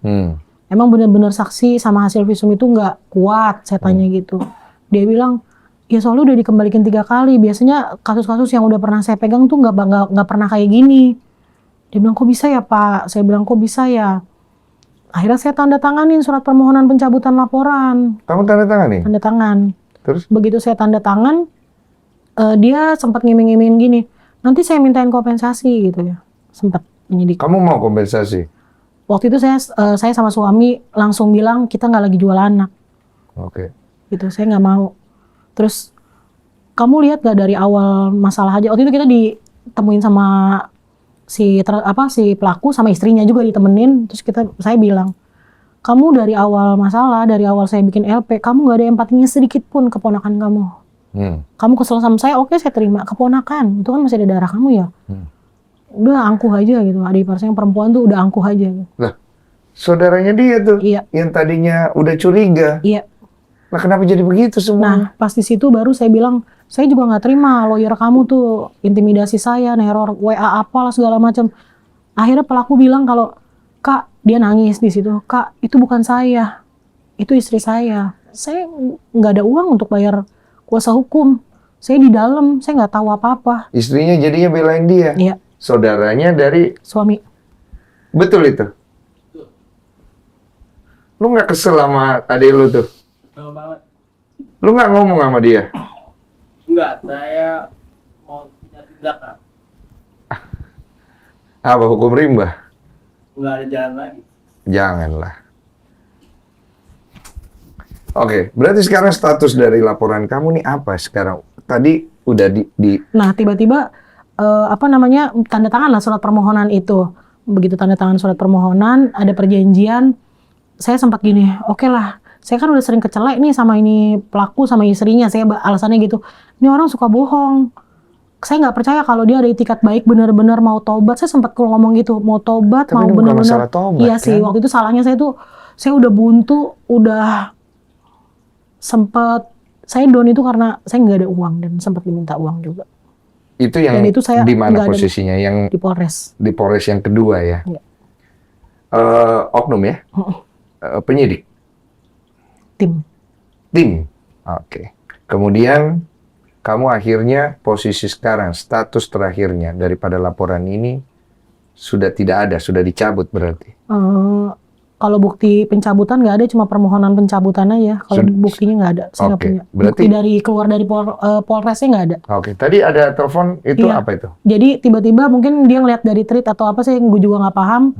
Karena saya beberapa kali bilang jadi sebelum saya posting speak up di tweet itu, 2 harinya saya baru datang ke Polres, saya bilang, Bang, tolong diproses lagi, Bang. Pelaku sama sekali dari mulai dia keluar sampai detik ini nggak pernah nemuin gua, Bang. Dia janji mau bilang, katanya, Kak, pokoknya mau tanggung jawab. Tanggung jawab, sebenarnya juga bukan tanggung jawab yang gue cari gitu. Gue pengen tahu aja tantenya, istrinya pelaku, bener nggak mau nengokin dia. Terus penyidik bilang, dia bilang sama gue, dia udah komunikasi sama lu. Nggak ada, Bang, sama sekali. Gue minta tolong banget, Bang, gue mohon tolong, Bang, diproses lagi, Bang. Dia bilang, nggak bisa, Po, gitu ya bahasanya. Nggak bisa, kok nggak bisa sih, Bang, gue mesti gimana lagi? Kemudian Tolong, Bang, gue minta tolong benar-benar, Bang. tetap Kalau dia perlu, bilang nggak bisa. gue bikin surat buat Kapolres. Sampai saya ngomong gitu, kalau perlu gue bikin, Bang, surat buat Kapolres. Nah, akhirnya dia bilang nggak bisa, barulah saya speak up di Threads thread. nyampe ke saya. Kenapa kamu bisa speak up di Threads? Jadi sebetulnya ada juga, kan saya karena sering ke Polres, ketemu beberapa media di situ yang ada di situ. Posting lah di TikTok, posting lah di sosmed lu gitu. Saya udah pernah, Bang, posting di TikTok dan lumayan FYP. Suami ditegur sama penyidik suruh saya take down. Kenapa? Karena waktu itu saya conference tuh, ya nih belum selesai gitu. Saya nggak ada menyudutkan sama sekali. Saya cuma bilang masih proses. Ya, kalau Saya berharap kalau fakta, gitu. kenapa harus di take down? Dia minta di take down, akhirnya saya sempat take down, terus jalan prosesnya. Harapanmu kalau di take down jalan kan? Iya. Jadi harus ada no viral no justice Iya, gitu. iya, karena saya ada hashtag begitu juga. Oke. Begitu udah dari trending, baru banget tadi pas di perjalanan arah ke sini, saya udah sama kuasa hukum, penyidik telepon. Padahal saya dari kemarin bolak-balik sama suami nggak pernah digubris, bahkan Kenapa dia telepon? dia telepon saya masih nggak mau angkat awalnya. Akhirnya saya jawab, ada apa, Bang? Dia bales, terus dia bilang, Po, ada apa namanya, dia bilang ada surat dari kejaksaan untuk pemeriksaan apa tadi, Bang, psikologi apa ya, psikologi apa gitu. Terus hari Senin datang. Terus saya balas lagi, nanti ada suratnya nggak? Saya bilang itu, kirim suratnya, karena yang udah saya nggak pernah dikasih surat. Dikasih SP2 HP juga baru 2 kali selama proses itu gitu. Mana surat panggilannya, saya bilang gitu. Terus dia bilang, terus saya jawab lagi, hubungin kuasa hukum saya aja, saya bilang gitu. Oke. Akhirnya langsung menghubungi. Intinya dia mau proses lagi ya? Iya, dia kayaknya. Oke. Karena kemarin udah bilangnya nggak bisa, kata dia kan udah Oke. dicabut gitu. Harapan kamu adalah? Saya intinya saya udah ngerasa gagal sebetulnya jadi ibu. Jujur aja saya udah ngerasa gagal. Saya ngelihat situasinya ternyata tempat yang aman, orang tua yang saya anggap bisa jadi tempat saya berlindung justru nusuk saya banget gitu, ngancurin saya, ngancurin anak saya. Yang ini tuh nggak bisa ada obatnya gitu, sampai kapanpun nggak ada obatnya. Saya melihat juga dari pelaku, dari istri pelaku, kok seperti itu gitu ya. Jadi dibalas penjara sebenarnya menurut saya juga nggak impas sebenarnya menurut saya. Sekalipun ini nanti kalau di vonis nih bisa 12 tahun, 15 tahun, ya sebenarnya bukan itu sih. Saya cuma pengen apa ya, balas yang setimpal gitu buat dia. Apa menurutmu balasan paling setimpal? Anaknya harus saya sampai bilang karma buruk pasti 7 turunan nempel di keluarga lu, sampai saya ngomong kayak gitu. Sampai sejahat itu doamu? Iya. Sampai saya bilang, nanti ada apa-apa sama anak lu, gue orang pertama yang bakal ketawa. Gue teriakin depan muka lu. Gue hancur banget ini, ponakan lu sakit gitu. Walaupun jujur kamu nggak sampai hati Ya lah. sampai hati. Paham. Ya, memang kalau dalam kondisi ekonomi mungkin dia lebih ada gitu daripada saya. Tapi kan ini ponakannya gitu. Mertua saya juga, saya percaya banget gitu. Saya urusin mertua saya sakit, saya ngurusin. Nay, nak, kamu dengar semua obrolan ini tadi? Iya. Kamu bisa mencerna? Nay sekarang umur berapa? 15. Yang keras dikit, Pak. 15. 15. Nay pengen jadi apa suatu hari nanti, Nay? Ya buat ngurusin ini aja sih, orang tuanya aja. Apa? Buat mau ngurusin orang tua aja. Nay nggak kepengen jadi dokter, jadi pengacara, jadi polisi, jadi orang hebat, jadi apa gitu? Nggak pengen? Ya dulu ngurusin orang tuanya dulu, baru jadi itu. Jadi ntar gedenya mau jadi guru sih. Jadi guru? Iya. Buat kenapa mau jadi guru? Ya buat gitu sih. Apa tuh, Nak? Nggak nangis nggak apa-apa. Nggak apa-apa, cerita sembari nangis nggak apa-apa. Itu bisa jadi obat buat lukamu. Tapi ya ngurusin murid-murid gitu aja. Nay nggak kepengen jadi orang kuat? Ya kuatnya ntar ngurusin orang tuanya dulu baru jadi gurunya. Tapi harapan Om Denny, Nay jadi orang kuat. Karena Nay harus bantu orang-orang, anak-anak yang mengalami apa yang Nay alami. Untuk, pengen nggak bantu orang-orang yang, anak-anak yang ngalamin apa yang Nay alami, Nay pengen bantu nggak? Iya. Pengen. Berarti Nay harus bisa lewatin. Kita setuju? Kita setuju? Setuju. Setuju ya? Iya. Nay mau bantuan? Nay mau bantuan atau tidak? Mau. Kalau Nay mau bantuan, kita carikan bantuan. Ya, terima kasih banyak ya. Kita sembuhkan ya. Oke? Kita sembuhkan trauma Nay. Dan pelan-pelan kita pulihkan. Oke? Sekarang aku mau nanya. Om, Nay mau apa? Ya aku pengen dia udah nggak ada aja sih. Pengen dia nggak ada, pengen dia. Penjara nggak cukup buat Om Mario? Ya pengen masukin dia ke penjara aja itu, biar dia nggak ada di bagian keluarga sini lagi, biar nggak jadi masalah lagi. Apa? Dia pengennya udah nggak ada lagi di keluarga dia. Supaya nggak jadi masalah. Supaya nggak jadi masalah lagi. Apapun yang terjadi bukan kesalahan kalian, Nay. Ini bukan salah Nay, ya, bukan salah orang tua. Jangan salahkan diri sendiri. Nanti kita sembuhkan, ya. Sedoakan yang terbaik. Semoga datang podcast ini bisa jadi jalan keluar dan bisa mendapatkan harapan kembali ya. Amin. Amin. Nay pengen ngomong apa sama ibu? Iya, bisa minta maaf kalau Ibu cuma dikasih tahunya agak lambat, tiba-tiba langsung Iya, nggak jadi apa-apa. masalah gini. Iya. Apa dia bilang apa? Maaf, baru kasih tahu mama sekarang. Pengen bilang apa lagi sama ibu? Iya, mamanya jadi agak ada masalahnya jadi besar gitu.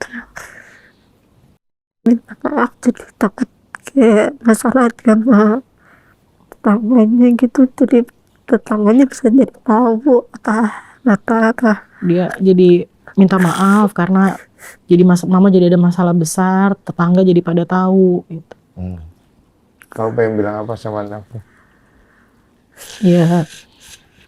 Mama minta maaf karena nggak bisa jagain Nay. Nggak bisa jagain. Mama percaya di sana gitu. Tapi mama berjuangin sahabat atas darah. Mama terakhir, mama perjuangin Nay. Siapapun yang sekarang ngalangin mama lawan. Ya, mama mesti percaya mama pasti bisa berjuangin. Bapak nggak mau Pak ngomong sama anak. Mau ngomong sekalian kita tutup.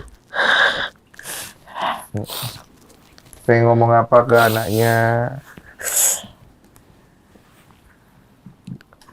Harapannya saya pengen dia kuat dan Ngomong langsung aja kalau. semangat secara psikis, mentalnya. Saya berharap dia bisa pulih, itu aja. Hampir masuk karena Ya. Iya. Kuat. Jadi tapi ada upaya dari bapak mah. Yang penting kamu sehat. Ya, udah. Nah, pengen ngomong apa ke bapak? Nggak apa-apa kalau mau marah juga nggak apa-apa, Nay.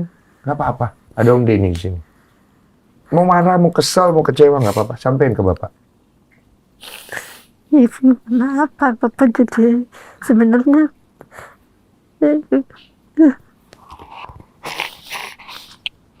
Apa dia ngomong apa? Apa udah ngomong nggak apa-apa nih? Nggak apa-apa, Nak. Bapak siap dengerin. Iya, nggak apa-apa. Ngomong saya.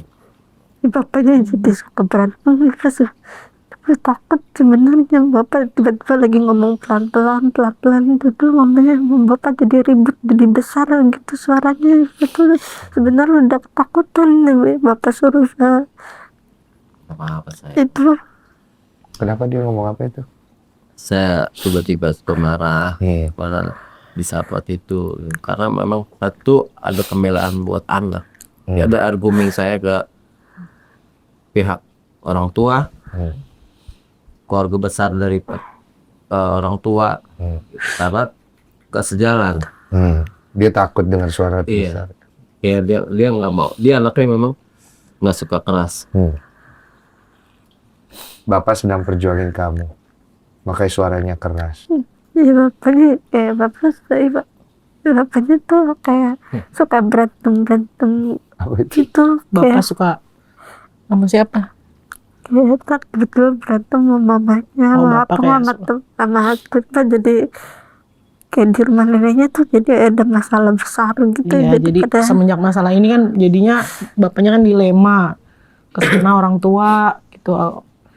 Di rumah saya marah-marah, lu gimana keluarga lu nih, adek lu nih, gitu-gitu. Oh, jadi ribut Jadi berdua. ribut. Iya, iya. Tapi saya bisa ngerti. Karena masalahnya cukup pelik kan. Ya udah. Ada lagi mau sampaikan, Nak? Cukup. iya. Udah lebih lega? Gak apa-apa kalau ada. Kuatin udah udah. udah Udah. Nanti sisanya kita cari solusinya lagi ya.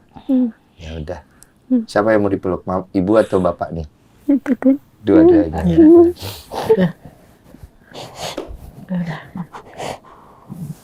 itu minta maaf